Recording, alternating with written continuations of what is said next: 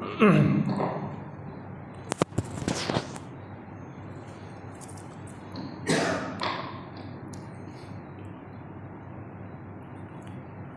لله الذي خلق الإنسان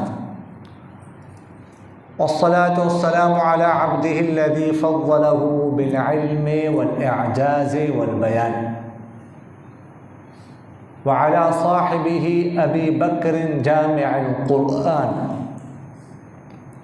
وعلى الفاروق الموصوف بالعدل وكذلك كان وعلى عثمان التقي الحي الذي تستحي منه ملائكة الرحمن وعلى علي سيد العلماء والشجعان وعلى سائر أهله وأصحابه صلاة قائمة على ممر الزمان. أما بعد، فأعوذ بالله من الشيطان الرجيم. بسم الله الرحمن الرحيم.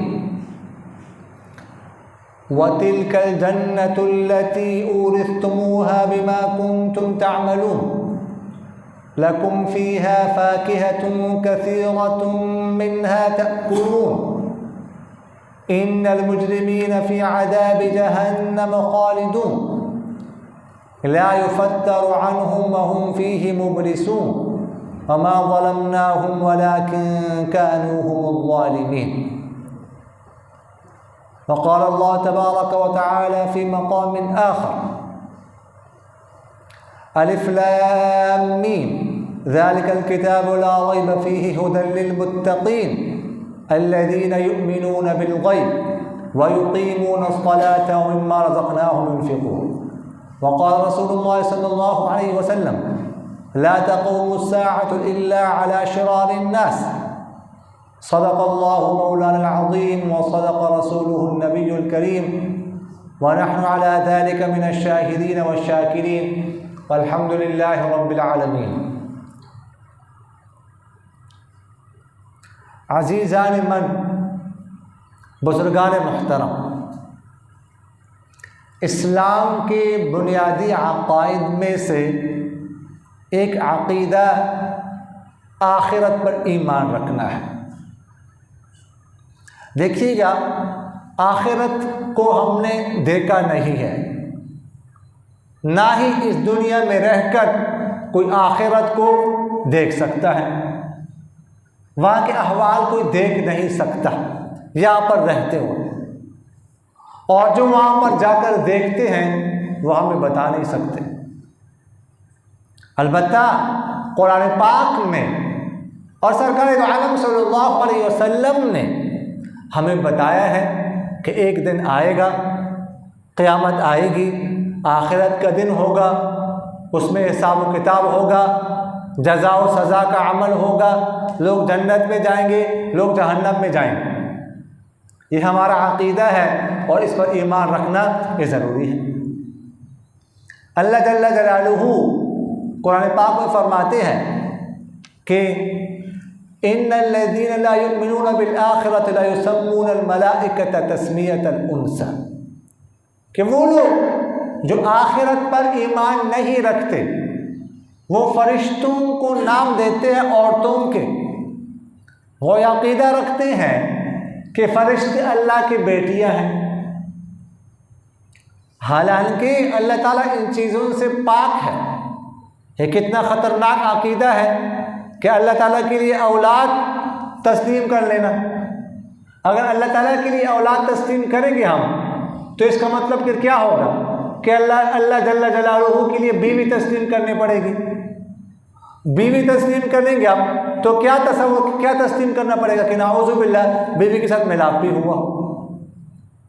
تکاد السماوات یتفطرن منہ وتنشق الارض وتخر الجبال هدا ان دعوا للرحمن ولدا۔ اللہ جل جلالہ فرماتے ہیں کہ یہ جو لوگ کہتے ہیں کہ اللہ کی اولاد ہے، اللہ تعالیٰ کے لیے اولاد ثابت کرتے ہیں، یہ اتنا سنگین جرم ہے، اتنی خطرناک بات ہے۔ تکاد السماوات یتفطرن منہ وتنشق الارض، کہ عنقریب اس بات کی وجہ سے آسمان پھٹ جائے، زمین پھٹ جائے، شق ہو جائے، اتنی خطرناک بات ہے، اس کے نتائج کیا نکلیں گے؟ تو فرمایا ایسے لوگ جو آخرت پر ایمان نہیں رکھتے، آخرت کا عقیدہ نہیں ہے، وہ اس طرح کی بات کر سکتے ہیں۔ مومنوں کے بارے میں اللہ تعالیٰ فرماتے ہیں الف لام میم ذالک الکتاب لا ریب فیہ ھدی للمتقین الذین یؤمنون بالغیب ویقیمون الصلاۃ ومما رزقناہم ينفقون، کہ یہ قرآن پاک، اس میں کوئی شک نہیں، ہدایت ہے متقیوں کے لیے۔ متقین لوگ کون ہیں؟ جو غیب پر ایمان رکھتے ہیں اور نماز قائم کرتے ہیں، اور جو رزق ہم نے دیا ہے ان میں سے خرچ کرتے ہیں۔ تو مومن لوگ تو غیب پر ایمان رکھتے ہیں، آخرت پر ایمان رکھتے ہیں کہ آخرت کو اگرچہ ہم نے نہیں دیکھا لیکن قرآن پاک میں موجود ہے، احادیث میں موجود ہے، جو کچھ ہے وہاں پر جو کچھ ہوگا ہمارا اس پر عقیدہ ہے، اور وہاں پر جزا و سزا کا عمل ہوگا۔ کچھ لوگ جنت میں جائیں گے، کچھ لوگ جہنم میں جائیں گے۔ جو جنت میں چلے گئے ہمیشہ کے لیے جنت میں رہیں گے، جو جہنم میں چلے گئے ہمیشہ کے لیے، جو کافر ہوں گے، جو ایمان جن کا نہیں ہوگا، وہ ہمیشہ کے لیے جہنم میں رہیں گے۔ اور اس کے بعد جہنم اور جنت کے درمیان اعراف ایک جگہ ہے، وہاں پر موت کو لایا جائے گا اور موت کو ذبح کیا جائے گا کہ اب یہ موت ختم ہو گئی، اب اس کے بعد کسی کو موت نہیں آئے گی، نہ جنتیوں کو موت آئے گی اور نہ جہنم کو موت آئے گی۔ موت آنی تھی صرف دنیا میں۔ تو جو لوگ جنت میں جائیں گے ظاہر ہے کہ وہ نعمتوں میں ہوں گے، خوشیوں میں ہوں گے۔ حدیث شریف میں آتا ہے کہ ادنا شخص کو جو سب سے آخر میں جنت سے نکلے گا، اس کے بارے میں حدیث شریف میں آتا ہے کہ آخر میں ایک شخص ہوگا جو جہنم میں ہوگا، جہنم سے جنت میں جائے گا۔ اس کے بارے میں ہے کہ وہ اللہ تعالیٰ سے عرض کرے گا اے اللہ بہت زیادہ اس جہنم میں مجھے جلا دیا، تھوڑا سا جو اوپر کا کنارہ ہے مجھے ذرا وہاں پر بٹھا دیا۔ تو اللہ جل جلالہ فرمائیں گے کہ اگر میں نے تجھے اوپر بٹھا دیا تو تم کہو گے کہ مجھے اور اوپر لے جاؤ، باہر نکال دو۔ وہ کہے گا نہیں اللہ بس صرف اوپر بٹھا دو اور کچھ نہیں کہتے۔ تو اللہ تعالیٰ اس کو اٹھا کر نہ اوپر بٹھا دیں گے جہنم کے اوپر۔ جب کچھ دیر وہاں پر بیٹھے رہے گا، ہوش و حواس ٹھکانے آئیں گے، پھر عرض کرے گا اللہ ذرا اور مجھے یہاں سے دور کر دے، اس کی لپٹ جو ہے نا، جو تپش ہے جہنم کی وہ آ رہی ہے، تھوڑا سا اور باہر کر دے۔ اللہ جل جلالہ فرمائیں گے کہ دیکھو میں نے آپ سے کہا تھا، تم سے کہا تھا تم مخالفت کرو، وعدہ کیا تھا تم، اے اللہ بس تھوڑا سا اور نکال دے، بس پھر نہیں کہو۔ اللہ جل جلالہ فرمائیں گے کہ اگر میں نے تجھے باہر نکال دیا تو تم اور کہو گے کہ مجھے باہر نکال، وہ کہے گا نہیں بس نہیں کہو۔ تو اللہ تعالیٰ اس کو جو ہے باہر نکال دیں گے۔ اب جب باہر نکالیں گے تو اس کے بعد جنت اس کو نظر آئے گی دور سے، تو وہ کہے گا اے اللہ جل جلالہ ذرا مجھے جنت کے قریب کر دے کہ میں بس باہر سے دیکھوں۔ تو اللہ تعالیٰ فرمائیں گے آپ کو میں نے کہا نہیں تھا کہ تم ایسا کرو، وعدے کی خلاف ورزی کرو۔ وہ کہیں گے اللہ بس تھوڑا سا صرف دیکھنا ہے بس۔ تو اللہ تعالیٰ اس کو جنت کے قریب کر دیں گے۔ جب قریب کریں گے پھر اللہ سے گزارش کرنے گئے اللہ اب ذرا ایک جھلک مجھے جنت کی دکھا دے، ذرا اندر لے جائے بس۔ اللہ تعالیٰ فرمائیں گے تم سے میں نے کہا تھا نا کہ تم وعدہ کی خلاف ورزی کرو گے۔ وہ کہے گا بس اللہ تعالیٰ تھوڑی دیر کے لیے ذرا دیکھنا ہے۔ تو اللہ تعالیٰ اس کو جنت میں داخل کر دیں گے۔ اس کے بعد پھر کہا اللہ جل جلالہ اب تو آپ نے مجھے داخل کر دیا ہے، اب مجھے یہاں سے مت نکالنا، بس مزید آگے مجھے لے جائے۔ تو اللہ تعالیٰ فرمائیں گے ٹھیک ہے اب میں نے تجھے اپنی رحمت سے فضل سے یہاں پر داخل کر دیا، اب ٹھیک ہے تم جنت میں داخل ہو جاؤ، اور جتنی زمین ہے، جتنی بھی زمین ہے اس کی بقدر تجھے جنت دی جاتی ہے، تم جنت میں داخل ہو گئے۔ وہ کہے گا اے اللہ جل جلالہ آپ میرے ساتھ مذاق کر رہے ہیں کیا؟ تو اللہ تعالیٰ فرمائیں گے مذاق کرنا یہ میری شان نہیں ہے، اللہ تعالیٰ مذاق نہیں کرتا، ایسا ہی ہے تم جنت میں داخل ہو جاؤ اور اتنی جنت تجھے دی جاتی ہے جتنی زمین ہے پوری۔ تو حضور اقدس صلی اللہ علیہ وسلم نے جب یہ حدیث ارشاد فرمائی تو وہ آپ صلی اللہ علیہ وسلم ہنس رہے تھے، اور جب آپ صلی اللہ علیہ وسلم نے اپنے شاگردوں کی حدیث سنے، صحابہ کو ہنس رہے تھے، صحابہ نے آگے اپنے شاگردوں کو یہ حدیث بیان کی، وہ بھی ہنس رہے تھے اس بات سے، جنتی کی بات سے، اور آگے ان کے شاگردوں نے آگے اپنے شاگردوں کو جب یہ حدیث بتائی تو وہ بھی ہنس رہے تھے۔ تو اس کو کہتے ہیں مسلسل بالضحک، اس حدیث کو مسلسل بالضحک کا مطلب ہے کہ یہ حدیث جب بھی بیان کی جاتی ہے آگے لوگ بیان کرتے تو ہنستے، تو آپ لوگ بھی ہنسے تاکہ یہ تسلسل جو ہے وہ ہمارا قائم رہے آپ صلی اللہ علیہ وسلم سے اب تک۔ یہ مسلسل بالضحک ہے یہ حدیث، یعنی آپ صلی اللہ علیہ وسلم اس کی بات سن کر ہنس پڑے۔ ایک حدیث شریف میں آتا ہے کہ حضرت ابو ہریرہ رضی اللہ تعالیٰ عنہ ایک دفعہ اپنے شاگرد سعید بن المسیب رحمہ اللہ، بہت بڑے تابعی گزرے، ان کے ساتھ جمعے والے دن بازار چلے گئے، بازار میں کچھ خریدا، ابو ہریرہ رضی اللہ تعالیٰ عنہ اس کے بعد واپس آ رہے تھے تو اپنے شاگرد سعید بن المسیب رحمہ اللہ سے فرمایا کہ اللہ تعالیٰ ہمیں اسی طرح جنت کے بازار میں بھی جمع کر لے جس طرح دنیا کے بازار میں ہمیں جمع فرمائے۔ یہ اللہ والوں کی شان ہوتی ہے کہ دنیا کی کوئی بات ہونا تو اس سے آخرت کی بات نکالتے ہیں، آخرت کی طرف اشارہ کرتے ہیں، متنبع کرتے ہیں۔ تو سعید بن المسیب رحمہ اللہ نے سوال کیا کیا جنت میں بھی بازار ہوگا؟ کیونکہ بازار تو ہم اسے کہتے ہیں جہاں پر کوئی چیز خریدی جاتی ہے پیسوں پر، اور جنت میں تو ہر چیز مفت ہوگی، تو جنت میں کیسے بازار ہوگا؟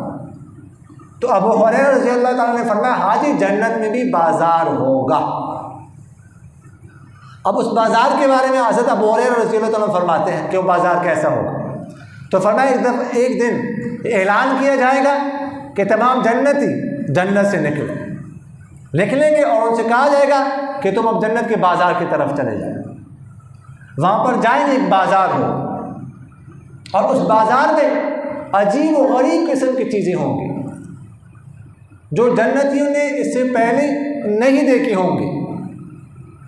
اچھا، اب وہاں پر چیزیں پڑی ہوئی ہیں اور ہر ایک کو اجازت ہے کہ جو چیز تم اٹھانا چاہو اٹھا سکتے ہو، مفت، فری میں، تو اٹھائیں گے جو چیز جس کو پسند ہوگی۔